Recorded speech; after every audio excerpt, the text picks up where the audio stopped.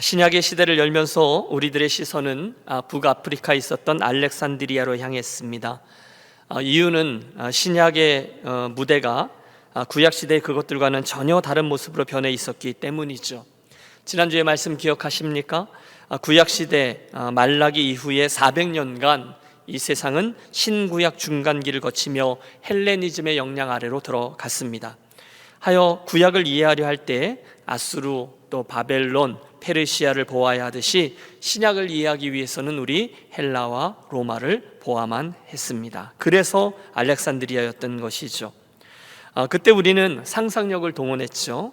아기 예수님의 가족도 그 헬레니즘의 본산지인 그 애굽으로 내려갈 때 특별히 많은 유대인들이 정착해 살고 있던 그 알렉산드리아라는 도시로 가지 않았을까 흥미로운 가정이었습니다. 한 이민자, 한 이주자의 모습으로 말입니다. 흥미로운 것은 동시대 그 유대 땅 옆에 있던 그 팔레스틴 땅에도 그런 헬레니즘적인 도시들이 자리하고 있었다는 것입니다. 오늘 우리가 향하려고 하는 이 데가볼리가 그 대표적인 곳인데요. 그곳은 신약의 유대인들은 물론이거니와 예수님의 공생의 사역과도 밀접히 관련되어 있습니다. 우리 함께 그 유대 땅 동쪽에 있는 데가볼리로 가 보겠습니다. 어떠세요, 여러분? 데가볼리라는 지명을 들어본 적이 있으시죠? 거기에 사복음서에 종종 등장하거든요. 오늘의 본문에도 예수님께서 배를 타고 갈릴리를 건너서 거기를 방문하셨다 이렇게 되어 있습니다. 그런데 여러분 어떠세요? 이 데가볼리 하면 완전히 촌동네 같은 느낌이 들지 않습니까? 맨 끝에 이 리자가 붙잖아요. 횡계리, 차항리, 데가볼리 이 리자 말입니다. 썰렁해서 죄송합니다.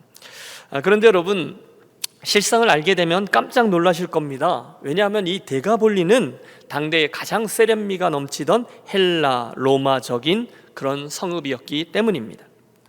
사실 이 데가볼리는 한 지역 또는 한 동네를 일컫는 말이 아니라 지도를 보십시오. 이 갈릴리 호수 동편에 그리고 남부로 흐르는 그 요단강 동편에 흩어져 있는 여러 개의 도시들을 묶어 부르는 지명이었어요. 구체적으로 이 데가볼리는 데가가 10이라는 의미인 데카 그리고 도시라는 의미의 폴리스 이 두 개의 단어가 만들어진 단어로 직역하면 10개의 도시라는 의미입니다. 이것은 맨 위에 있는 여러분 지도에서 보고 계시죠? 그 다메섹부터 지금 시리아의 중심 도시죠. 거기서부터 시작해서 차례로 가나다, 히포스, 디온, 라파나, 가다라, 스키토폴리스, 펠라, 게라사 그리고 필라델피아까지의 도시들 10개를 일컫는데요. 이 제일 마지막에 나오는 필라델피아가 구약에 나오는 라빠로서 그 다윗의 충신이었던 우리아가 그 다윗의 그 편지를 인해서 그 전사하게 된 교살된 곳으로서 현재 요르단의 수도인 그 암만을 뜻합니다. 그래서 데가볼리는 맨 위에 있는 시리아의 그 다메섹부터 시작해서 맨 아래에 있던 암만까지 약 200km 정도 되는 그 왕의 대로 교역로를 따라 형성되어 있었습니다. 그러니까 여러분 헬라의 그 제왕이었던 알렉산더가 이 땅을 정복해 내려올 때 이미 이 국제 교역로의 중요성을 인지했고 이를 따라서 도시들을 세워왔다. 우리 그렇게 말할 수 있습니다. 그리고 그 길은 지금 우리가 말한 제일 아래쪽에 있는 암만에서 멈추지 않고 더 아래로 내려가서 여러분 지난번에 방문하신 분 계시죠? 요르단의 저 남단의 유명한 관광지인 페트라 그리고 더 밑으로 내려가면 저 밑에 사우디아라비아 그리고 인도양으로 이어지는 굉장히 중요한 도로였습니다. 데가볼리에서는 이 헬라어를 공용어로 사용했고 또 정치제도도 헬라식을 사용했어요. 결국 바로 옆에 있던 이 10개의 도시들은 유대인들에게 있어서 무척 이질적인 이방 도시로 여겨졌을 것입니다. 바로 그 땅으로 오늘 본문 예수님께서 들어서신 것이죠. 여러분 사실 예수님은 그 갈릴리 북쪽에 있는 그 가버나움을 중심으로 해서 그 갈릴리 지역에서 사역을 주로 하셨거든요. 그런데 하루는 이 제자들과 함께 배를 타고 갈릴리를 건너서 거라사 지방으로 들어가신 겁니다. 그리고 오늘 본문 말씀처럼 무덤가에 지내고 있던 귀신 들린 사람을 고쳐주시죠. 이 더러운 귀신아 그 사람에게서 나오라. 그리고 묻습니다. 내 이름이 무엇이냐? 대답합니다. 내 이름은 군대니 이는 우리가 많기 때문입니다. 우리를 이 지방에서 떠나가지 않게 하시고 이 돼지에게로 들여보내 주옵소서. 가라. 예수님의 말 한마디에 돼지 2,000마리가 물로 뛰어들어 몰사하고 그 사람은 드디어 온전히 나음을 얻습니다. 바로 이 이야기가 이 거라사 데가볼리 지역에서 일어난 일이었다는 거죠. 사실 성경은 이 지역에 대해서 오래전부터 이 지역을 이야기하고 있습니다. 제일 첫 번째 나오는 기록은 창세기 31장 야곱에 대한 기록입니다. 여러분, 우리는 이 야곱이 가출을 해서 저 위에 외삼촌이 있던 밧단 아람을 향하던 중에 베델에서 사닥다리 꿈을 꾸고 하나님과 언약을 맺었다는 사실을 이미 알고 있습니다. 그리고 드디어 고생해서 밧단 아람에 갔다가 그곳 외삼촌 라반과 20년을 함께 거했습니다. 그리고 더 이상의 타향살이를 인내할 수 없을 때 또다시 그 아내들과 자녀들 그리고 육축들을 데리고 야반도주를 또 한 번 감행하죠. 원래 있던 고향 땅을 향해서 말입니다. 그때 그 밧단 아람에 있던 외삼촌이자 장인이었던 라반이 그들을 추적해서 결국 여기까지 쫓아와서 그를 붙드는데 어디까지냐? 성경에 보면 길르앗이라고 나와 있는데 거기가 바로 이 데가볼리입니다. 외삼촌이 서운했죠. 야, 너 어떻게 이렇게 배은망덕하게 떠나냐? 게다가 우리 집에 드라빔까지 도둑질해서 가? 어떻게 그럴 수가 있어? 그때 자기 아내 라헬의 도둑질은 꿈에도 생각하지 못한 야곱이 당당히 말하죠. 아니, 우리를 도둑으로 몰다니요. 찾아보세요. 우리 안 가졌거든요. 사실은 라헬이 그 드라빔을 이제 아래 깔고 앉아 숨기고 있었기 때문이죠. 어쨌든 그래서 그 드라빔을 찾지 못해서 머쓱해진 라반은 조금 생뚱맞지만 야곱에게 그러면 우리 서로 맹세하자라는 제안을 합니다. 그래서 31장에 보면 맹세 내용이 나오는데요.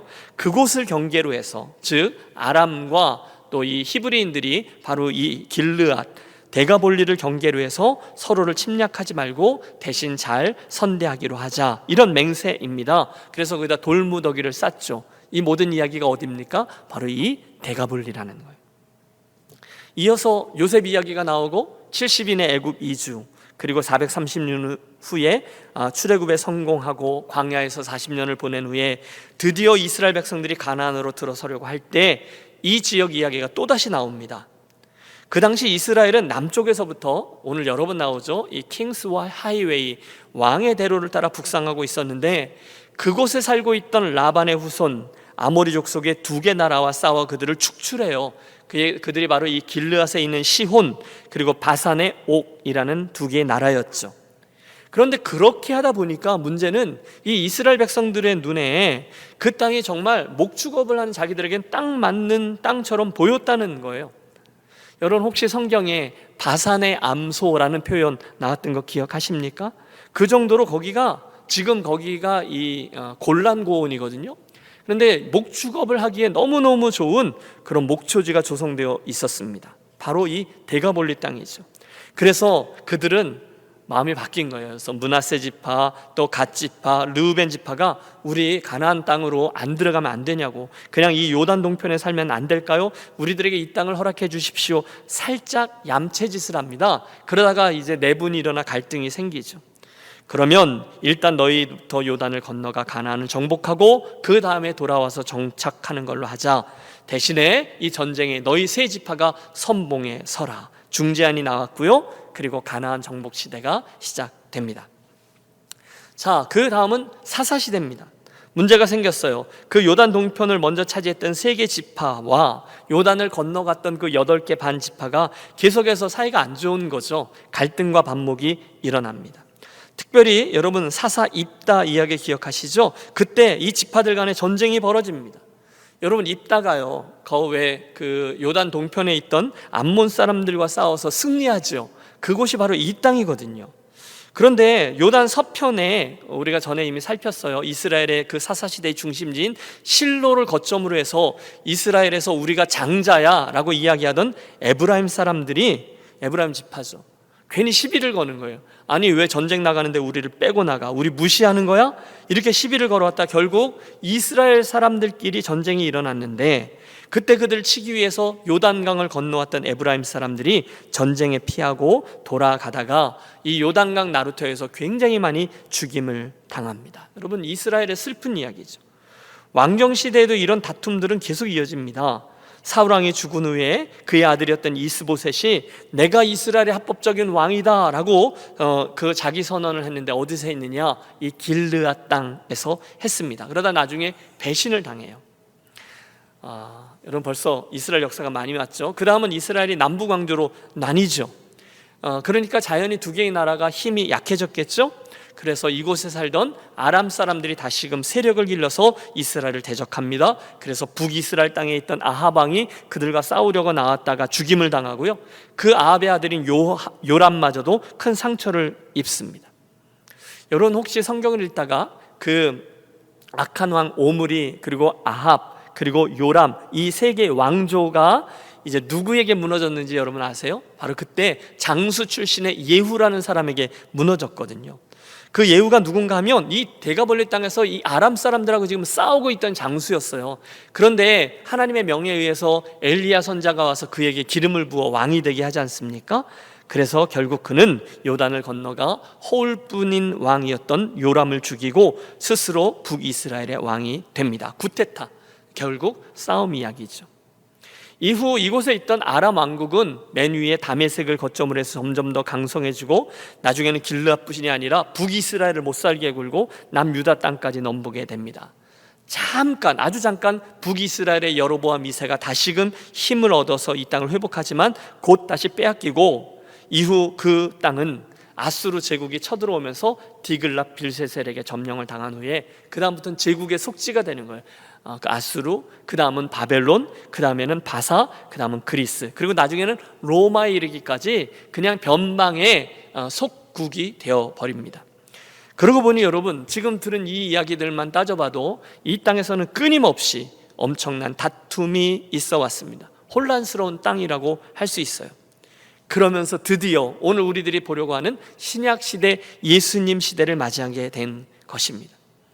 여러분 지난 시간에 말씀드렸죠. 그리스가 갑자기 몰락하고 5개의 나라로 나뉘었을 때 처음에는 그 유대 땅과 이 길르앗 땅도 마찬가지예요. 처음에는 아프리카를 중심으로 했던 프톨레미 왕조가 다스리고 후반에는 아시아에 있었던 셀루코스 왕조들이 이 땅을 다스렸는데, 그러면서 이 땅은요 앞선 히스토리와 비할 바 될 정도로 모든 세력들의 각축장이 됩니다.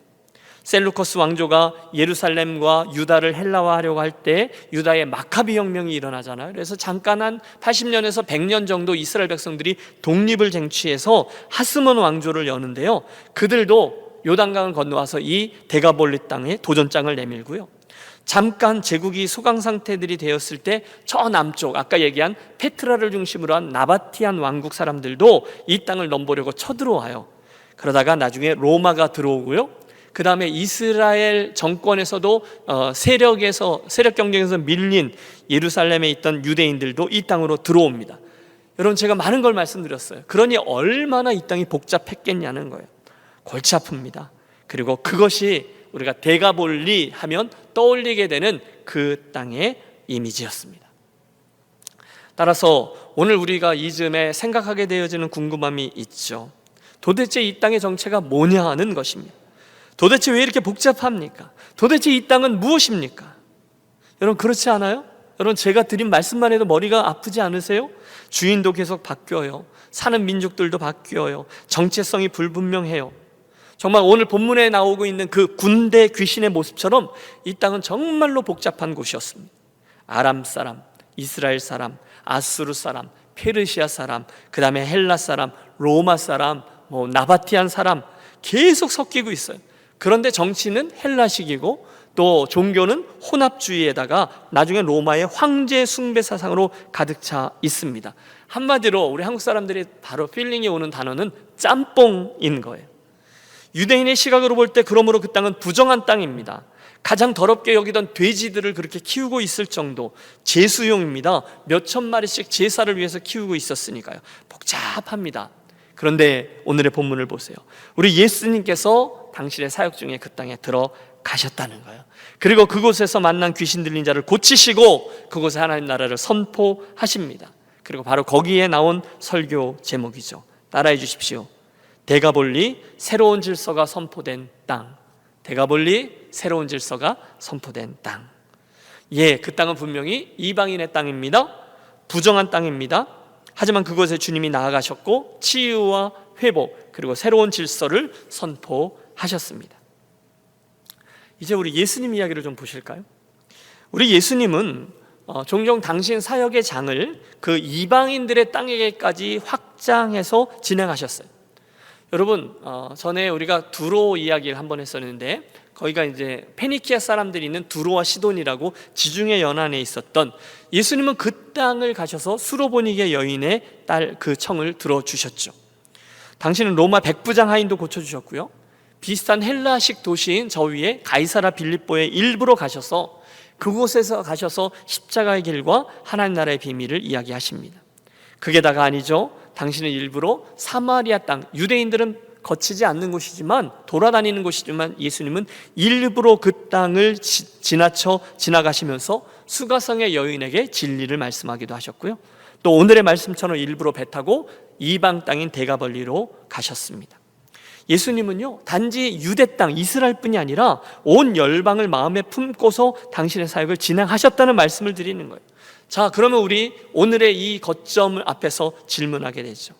사랑하는 여러분, 오늘 예수님의 이 데가볼리 사역에 대한 이 이야기가 오늘 이곳 캘리포니아 땅에 살고 있는 그리스도인으로 살고 있는 저와 여러분에게 무슨 의미가 있습니까?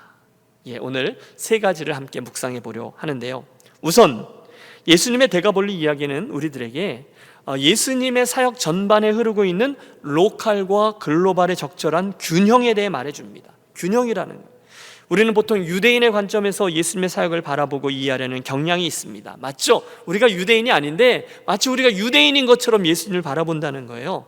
그래서 예수님께서 그 위에 수로보니게 여인에게 하셨던 말씀 있잖아요. 나는 먼저 이스라엘의 잃어버려진 양들을 위해서 왔다 하셨다는 말씀을 들으면서 어쨌든 예수님도 유대인이었으니까 먼저 유대인 편을 드시나 보다라고 생각합니다.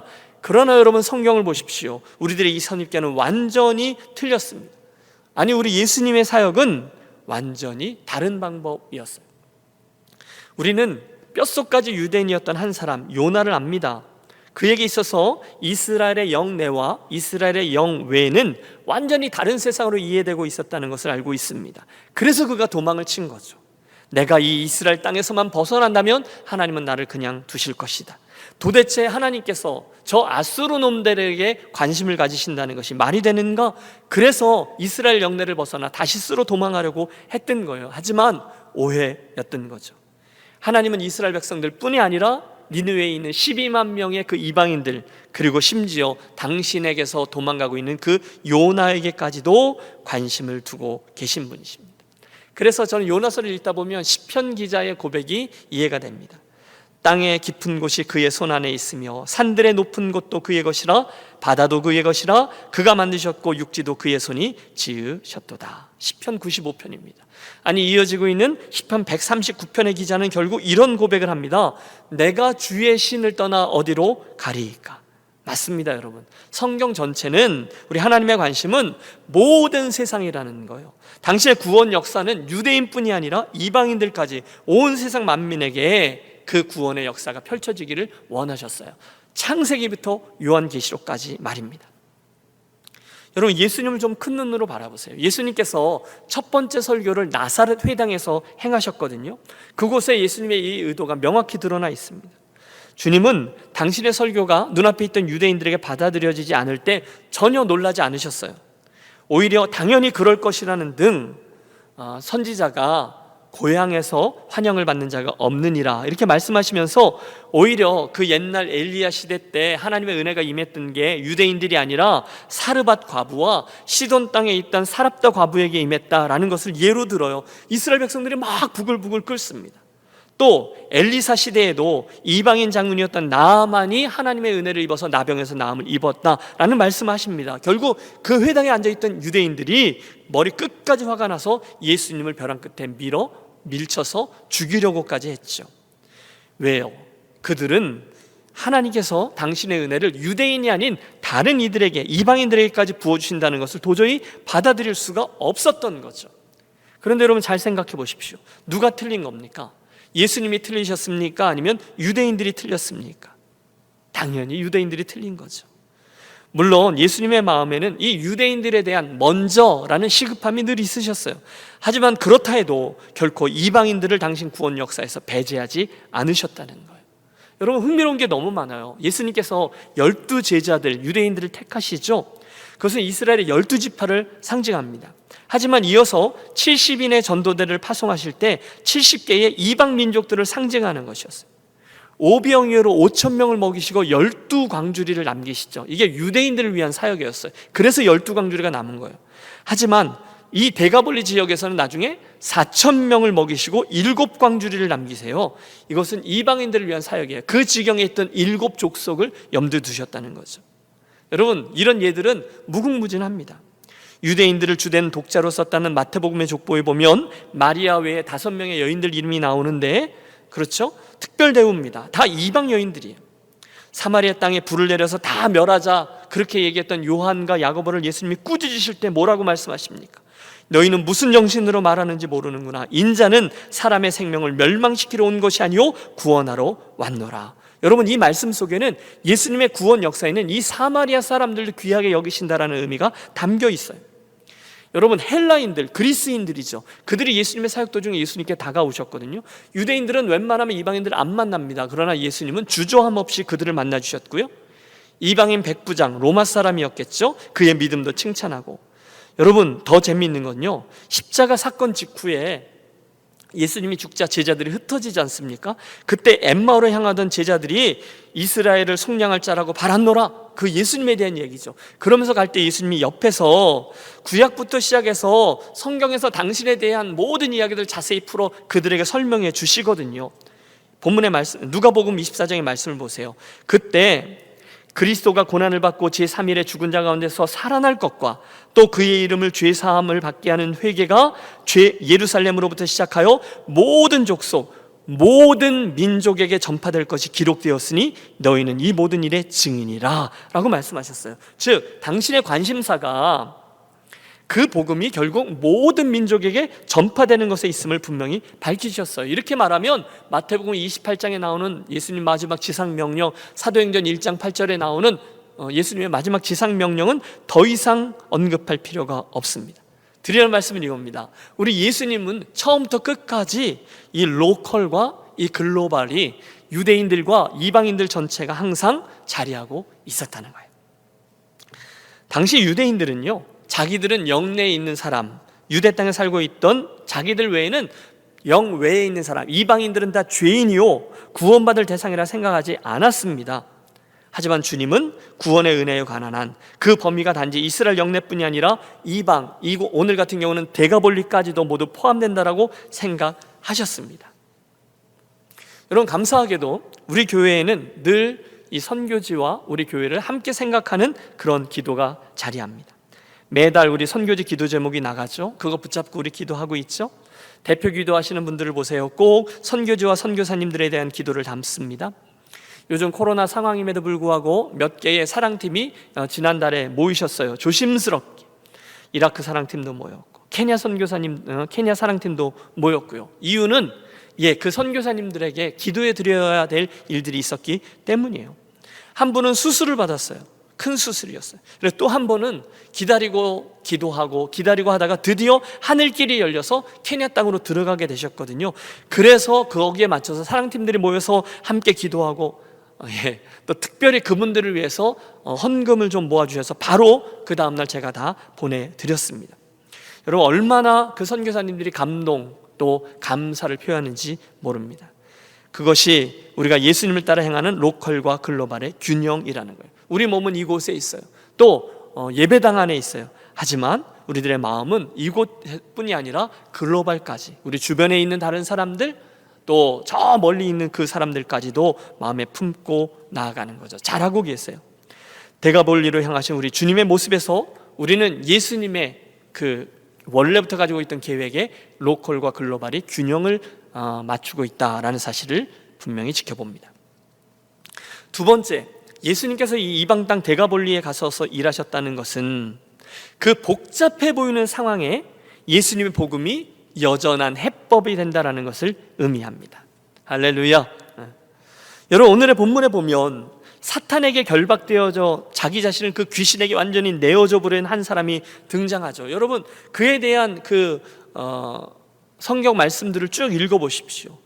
도무지 가능성이 없어요. 소망 없음입니다. 완전 포기입니다. 버려짐입니다. 무덤가에 여러분 벌거벗고 쇠사슬로 묶어놨는데 끊고, 여러분 그렇게 살아가고 있는 사람이 그의 실존에 대한 정확한 표현이에요. 그런데 그런 저가 한순간 예수님을 만나게 되고 그 묶임에서 해방되었다는 거예요. 여러분 생각해 보세요. 만약에 그날 그가 예수님을 맞닥뜨리지 못했더라면요, 예수님을 보고 도망갔더라면요, 그는 그냥 그 무덤가의 불쌍한 광인으로 처참함 가운데 인생을 살다가 어느 날 인생의 마침표를 찍어야 했을 겁니다. 그러므로 이 예수님의 출현은 은혜요 복음이라는 거예요. 여러분, 저는요 종종 이 이야기 속에 있는 장면들 하나하나가 품고 있는 그 풍성한 의미들을 보면서 깜짝 놀라곤 합니다. 그 귀신 들린 사람이요, 자기를 뭐라고 불렀는지 아세요? 군대라고 불렀어요. 이유는요, 이는 우리가 많기 때문이다 라고 설명했습니다. 그런데 여러분 아십니까? 그때 그 사람이 사용한 이 군대라는 용어는요, 그 당시 로마군의 군단을 표현하는 말이었어요. 6,000명입니다 6,000명. 와, 그렇게 많은 군대 귀신이 여러분 그 한 사람에게 그렇게 들어간 거예요. 여러분, 저는 이 이야기가 바로 그 데가볼리라는 지역의 영적인 상태를 대변해 주는 이야기라고 생각합니다. 정확히 그 모습이 데가볼리의 모습이었다는 거예요. 아까도 설명드렸잖아요. 아주 오래전부터 아람이, 유대가, 아수르가, 그리스가, 페르시아가, 로마가, 하시모니, 나바티안까지 이 땅을 교차하여 점령하면서 거기는 수없이 많은 거짓, 싸움, 우상, 문화, 언어, 셀 수 없는 전쟁, 속임, 피 흘림, 이런 것들이 자리해 왔어요.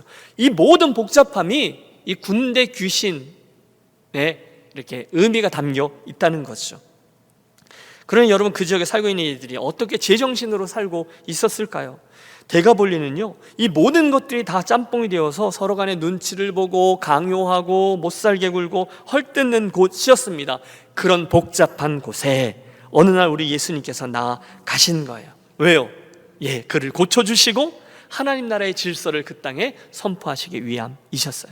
그리고 과연 그 복잡한 상황에 우리 예수님의 가심은 진정한 해답이 되어 주셨습니다. 여러분 어떠세요? 그 데가볼리의 모습을, 또 그 거라사에서 일어났던 그 이야기를 오늘 우리들의 모습으로 투영해 보면 저는 틀리지 않을 거라고 생각합니다. 오늘 우리가 살고 있는 이 미국 땅을 보십시오.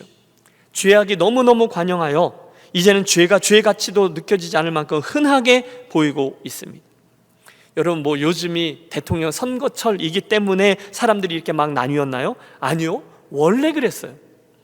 여전히 이 땅은 세속적이고요, 오늘도 음란하고 파괴적이고 경쟁하고 사랑보다 이익이 우선시 되고, 그 때문에 갖은 흉악한 범죄들로 들끓고 있습니다. 흥청망청, 사람들은 생각 없이 이리저리 몰려다니며 욕망을 쫓고 뭐니 해도 머니가 최고인 것처럼 생각하고 행동합니다. 우리는 그런 이들의 모습을 매일매일 봐요. TV를 보세요. 온통 그런 사람들입니다. 그러면서도 그 무덤가의 광인처럼 뭔가가 더 나아질 거라는 기대감조차 없이 무기력하게 그 무덤가에 이리저리 향방 없이 뛰어다니고 있는, 여러분, 그게 오늘 우리들이 지켜보고 있는 이 세상의 모습이 아닙니까? 여러분, 시간이 좀 흘러서 오늘날은 좀 나아졌습니까? 여러분 솔직히 이야기해 보십시오. 공부를 좀 많이 하면 좀 나아집니까? 조금 더 착하게 살아야지 결심하면 나아집니까? 아니요. 그때나 지금이나 여러분, 우리들의 이 세상의 복잡함과 혼란스러움은 여전합니다. 물론 그 모습들을 보면서 우리가 오늘 우리들의 그런 모습이 귀신 들린 것이다 이렇게 직접 말할 수는 없겠죠. 하지만 우리는 이 모든 문제의 근원에 놓여 있는 같은 문제점을 볼 수 있어요. 이 세상 권세 잡은 자, 사탄의 세력과 괴계, 그리고 그 영향력에 눌려서 신음하고 있는 사람들의 모습을 오늘도 우리는 매일매일 봅니다. 사랑하는 여러분, 바로 그런 상황 중에 있는 우리들이 어떻게 그런 이들을, 어떻게 그런 사람들을 구해낼 수 있을까요? 여러분, 우리들의 힘으로 됩니까? 우리들의 능으로 됩니까? 아니요. 오늘 우리는 오늘의 말씀을 통해서 힌트를 얻을 수 있어요. 오직 우리 주 예수님, 그리고 그분의 능력으로만 가능한 줄로 믿습니다. 그분이 그 혼돈의 자리에 임하셔야 된다는 거예요. 여러분, 어떻게 이 고통받는 사회 속에서 우리들의 삶이 회복될까요? 어떻게 우리가 좀 더 나아질까요? 여러분, 우리 다 해봤어요. 내가 앞으로는 다시는 죄를 짓지 말아야지. 더 이상 내가 이 죄의 유혹에 끌려가지 말아야지. 내가 절대로 내일부터는 새 사람이 되어야지. 사랑하는 여러분, 우리들의 그 강한 결심으로 됩니까? 아니요. 오직 그분의 은혜가 임할 때, 그분의 말씀으로 부딪힐 때, 또 그분의 능력으로만 가능한 줄 우리는 압니다. 저는 수없이 지켜보았어요. 우리 사람이 언제 변화됩니까? 우리가 결심할 때입니까? 뭔가 고상한 생각을 할 때입니까? 아니에요. 그분이 하나님의 말씀으로 정면 충돌하여 충격을 받을 때 사람은 변화됩니다. 그때만 가능해요. 어느 훌륭한 목사가 사람을 바꿔요? 못 바꿉니다. 훌륭한 프로그램이 사람을 바꿔요? 아니요, 못 바꿉니다. 하지만 단 한 가지, 그분의 말씀이 그 사람의 인격과 그 사람의 영혼과 정면으로 충돌할 때 그 사람이 바뀌게 되어 있어요. 여러분, 축복합니다. 저와 여러분의 남겨져 있는 인생에 여러 번 하나님의 이런 말씀이 임하여 충돌이 일어나고 충격이 생겨나고, 그래서 실제로 놀라운 변화들이 일어나게 되시기를 축복합니다. 거기에 우리의 가능성이 있어요. 그리고 여기에 우리가 말씀을 귀하게 여겨야 될 이유가 자리합니다. 올해 초에 우리가 성경 일독으로 한 해를 시작했어요. 먼저는 신약만 읽읍시다 이랬는데 굉장히 많은 분들이 그걸 완독하셨어요. 깜짝 놀라서 우리 그럼 구약 읽읍시다 그러다가 또 나중에는 성경도 필사합시다. 잘 맞췄어요. 그러다 보니 어느덧 여러분, 이게 말이 잘 안 되는데 벌써 가을에 이르렀어요. 여러분, 이 팬데믹 상황이 길어지면서 언젠가부터 제 안에 부담이 좀 자리한 게 된 게 있어요. 우리 교회 성도들 요즘 이 팬데믹 상황으로 많이들 힘드실 텐데 이분들 내가 더 힘들게 하면 안 되지, 그런 부담이 저에게 있어요. 왜? 제가 착하니까요. 그렇죠? 그런데 그와 동시에 더 큰 확신이 제게 자리합니다. 그런데 분명한 것이 있습니다. 그것은 우리 교우들에게, 우리 성도들에게 있을 가장 큰 은혜는 이 말씀에서 오는 것이지, 그러면 그것을 대할 수 있도록 격려해야지, 그걸 묵상하도록 안내해야지, 그래서 거기에서 진정한 의미의 충격과 진정한 의미에서의 변화를 얻을 수 있도록, 진정한 힘을 얻을 수 있도록 해야지, 여러분, 그 방법이 맞습니다. 여러분, 제가 어떻게 이렇게 확신 있게 말씀드릴 수 있어요? 우리 믿음의 선진들이 그랬거든요. 교회사가 그걸 증명하거든요. 또 저의 개인적이고 여러분들의 공동체적인 경험이 그걸 확증해 주거든요. 여러분, 정신을 차리십시오. 우리가 어떻게 살 수 있습니까? 돈으로 살죠. 건강으로 살죠. 아니요, 살아계신 하나님의 말씀으로 살아요. 여러분, 동의하세요? 너무너무 많이 들여서 식상하기까지 한 말씀이잖아요. 하나님의 말씀이 우리를 살립니다. 그런데 해보십시오. 주님의 말씀이 오늘 저와 여러분의 삶에 실제적인 힘과 능력 되어주시고요, 가야 될 방향을 지시하십니다. 그래서 여러분, 우리가 지난 팬데믹 상황에서 신구약을 다 읽었고 성경 필사했고, 그러면서 오늘 여름을 지나 가을을 맞았는데요, 저는 여러분께 제안합니다. 이번에 이제 시작되는 우리 가을 시즌에 한 번 더 힘을 내 보겠습니다. 이제 다음 주에 발송할 우리 그 주보 편지에 우리 새로운 성경 읽기표를 내 보내려고 해요. 이번엔 70일입니다. 그래서 우리 집중력을 가지고, 좀 부담되시는 분들은 그냥 지금 읽으시는 패턴대로 읽으시고요, 잠깐 서 계셨던 분들은 집중력을 가지고 70일 동안 우리 성경 일독을 한 번 더 시도해 보겠습니다. 더 사모하고 더 은혜를 구하고 또다시 시도합니다. 그래서 여러분, 많은 분들이 그런 분들이 계실걸요. 우리 인생에 처음으로 1년에 성경 2독을 해내는 거예요. 와, 저는 확신합니다. 바로 그때 그 과정 중에 하나님 주시는 은혜가 있다는 거예요. 그 말씀이 나를 살리게 하시고, 그 말씀 중에 어떤 말씀이 커다란 말씀으로 내게 다가오게 되고, 또 오늘 나에게 있는 사탄의 계계를 그 말씀으로 물리치게 되며, 오늘 내게 바른 선택을 할 수 있도록 해주는 그런 놀라운 일들을 체험케 될 것입니다. 그리고 그 말씀의 능력이 나도 모르는 사이에 내 옆에 또 우리 가족들에게도 임하시고 역사하는 것들을 보게 될 것입니다. 여러분, 믿습니까? 오늘 우리들에게는 예수님의 이 살리는 말씀이 필요한 거죠. 그분의 말씀이 우리들에게 해답을 주시고 새로운 질서와 가야 될 방향을 가르쳐 주세요. 그런 의미에서 나온 설교 제목이죠. 대가볼리, 새로운 질서가 선포된 땅입니다. 그 혼돈스러운 땅에 우리 예수께서 들어가시자 거기에 구원의 역사, 치유의 역사, 샬롬의 은혜, 하나님 나라의 질서가 펼쳐졌습니다. 오늘도 우리 주변에는 어디에 기대고 무엇을 향해 나아가야 할지, 이 팬데믹 상황이 지나가면 어떤 일이 일어날지, 또는 그 이후에 내가 어떻게 살아야 될지 모르는 그렇게 고통 속에 있는 영혼들이 많이 있어요. 바로 그들에게 우리는 믿습니다. 이 복음은 여전한 진정한 해답이 되어 주실 것입니다.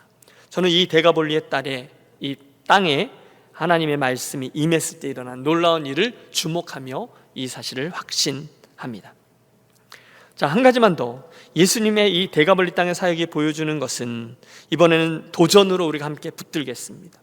여러분, 우리가 1절부터 20절까지 꽤 긴 스토리를 읽어 내려갔는데 후반부에 가보면 굉장히 슬픈 장면 하나가 등장해요. 보십시오. 그 무덤가에 있던 광인이 한순간 고침을 받으면서 2,000마리가 되는 돼지들이 떼죽임을 당하죠. 그 순간 돼지들을 치던 이들이 놀라서 막 읍내로 달려들어가 그 일을 사람들에게 고하고 사람들이 막 몰려 나왔습니다. 그리고 그 무덤가에 바로 그 광인이 온전한 정신으로 옷을 입고 앉아있는 것을 봅니다. 놀랐죠? 두려워했죠? 무슨 일이 일어났는지 다 눈치챘을 것입니다. 그 순간을 주목해 보세요. 보세요. 그 사람들은 분명히 그가 고침을 받았다는 것을 알았습니다. 그런데 의외의 반응이 나오고 있어요. 그들은 메시아이신 예수님을 환영하지 않아요. 여러분, 저는 이 장면이 너무너무 슬픕니다. 우리는 전혀 그들에게서 그 광인이 고침을 받고 새로운 사람이 되었다는 것에 대한 감사와 감격이 그들에게 전혀 있지 않다는 것을 봅니다. 솔직히 그들은 그 사람에게, 이 사건에게 별로 관심을 두지 않아요. 대신에 그들의 관심은 오롯이 돼지 2,000마리의 떼죽음이라는 손에 거기에 있습니다. 그리고 결국 그들이 입을 열어 했던 말은 Leave us alone입니다. 우리를 건들지 말라는 겁니다. 당신 없이도 우리 잘 살아왔다는 것입니다. 자, 대답해 보세요, 여러분. 그래서 이 놀라운 기적으로 인해서 이 데가볼리가 기뻐하고 그 사람의 구원을 인하여 기뻐하고 예수 그리스도를 받아들였습니까? 그래서 변화되었습니까? 아닙니다. 여러분, 저는 이것이 문제라고 봅니다. 분명히 그 땅은 메시아이신 예수님을 그 땅에 들어가게 되어지는 복을 받았습니다. 그분의 실존만이 아닙니다. 그분의 능력이 그 땅에 펼쳐진 것을 목도했습니다. 귀신 들렸던 광음이 온전히 나음을 입었습니다. 항상 그것에 벌거벗고 소리를 지르며 쇠사슬에 묶여 이리저리 뛰어다니던 저가 옷을 입고 평온한 얼굴로 정신을 차린 지 앉아 있습니다. 누구나 무슨 일이 일어나는 것인지를 압니다. 하지만 딱 거기까지입니다. 이유는요, 그들이 예수님께 했던 말 때문입니다. 떠나 주십시오. 여러분, 우리가 이 사건에서 한 가지를 더 유념해야 돼요. 그것은 그곳에서 그들이 기르고 있던 돼지들이 바로 그곳 거라사 지방에 있던 종교의 핵심이었다는 거예요. 그 돼지들은 그 땅에 있던 헬라 로마 신전에서 사람들의 영혼을 망치는 이교 제사의 핵심 제물들이었어요. 따라서 그 사탄이 쫓겨나고 군대 귀신이 돼지떼로 들어가 함께 몰살되었다는 것은 예수님의 출현으로 말미암아 그 사탄의 나라가 완전히 망하게 되었다는 것을 상징합니다. 예, 사단이 벌벌벌 떨고 있어요. 이게 예수님이 그 도시로 들어가면 게임 셋인 거예요. 정말로 놀라운 일들이 벌어질 찰나입니다. 그랬기 때문에 지금 사탄이 거라사 사람들의 마음을 두려움과 군심으로 묶어버린 거예요. 저 예수라는 이가 말 한마디 했는데 2,000마리의 돼지들이 죽어. 그러면 혹시 저 양반이 우리 동네에 들어와서 한마디만 더 하면 또 몇천 마리의 돼지들이 어떻게 될지 모르잖아. 여러분, 계산기가 두드려진 것이죠. 그러자 귀신으로 말미암아 고통받던 광인이 나음을 입은 건 더 이상 그들의 관심사가 아니었다는 거예요. 당장 계산해보니 예수라는 일을 우리가 반기면 안 될 것 같습니다. 그래서 선생님 참으로 훌륭한 일을 하셨지만 우리 마을에서는 떠나 주십시오 라고 한 겁니다. 스스로 예수님을 거부했어요. 왜? 그들 삶에 생겨날 불편함 때문에. 그 손해가 싫은 거예요. 그 예수님이 혹시 우리를 불편하게 할까봐 그것보다는 예수님이 그냥 조용히 지나쳐 가주시는 게 좋은 것입니다. 슬프죠. 그러나 여러분, 우리는 그 느낌이 무엇인지를 분명히 알고 있습니다. 우리는 다 경험이 있기 때문에 그래요. 여러분, 생각해 보십시오. 분명히 예수님께서 우리 삶에 임하면 우리는 변화되게 될 줄로 믿습니다. 왜? 죄와 예수님이 병립할 수가 없으니까. 하지만 동시에 그 일을 위해서 우리 안에 벌어지게 되는 갈등과 치러야 될 대가가 있어요. 그런데 우리들의 본성은 그 대가 치름이 싫은 거예요. 그때 일어날 불편함 때문에, 그래서 예수님이 내 삶의 자리에 그 가운데에 차지하는 중심에 오시는 것을 거절하는 이들이 우리에게도, 우리 주변에게도 많이 있어요. 누구입니까? 거라사 지방의 사람들이라는 거예요. 혹시 오늘의 이 말씀을 들으시면서 아, 내가 그 데가볼리 사람이구나 라는 생각을 하시는 분 계십니까? 내 안에 오늘 현재형으로 그 거라사인의 그 사람들이 원했던 것처럼 예수님 들어오지 마세요라고 말했던 것처럼 내 안에 주님이 기뻐하지 않는 무엇인가가 자리하고 있어요. 그래서 예수님의 들어오심이 무엇인가 불편하게 느껴지는 분들이 있을 거예요. 그걸 나는 알아요. 내가 정말로 좋아하는 게 있는데 주님이 그걸 기뻐하시지 않아. 그래서 그건 내가 버려야 돼. 내가 알아요. 여러분, 그게 누굽니까? 거라사인이에요. 그게 누굽니까? 데가볼리 사람이에요. 그런데 그걸 아는데 내 본능은 그게 싫은 거죠. 왜? 그게 더 좋으니까. 왜? 나는 그걸 버리기 싫으니까. 여러분, 기억하십시오. 그게 오늘 저와 여러분의 돼지 2,000마리라는 것을 말입니다.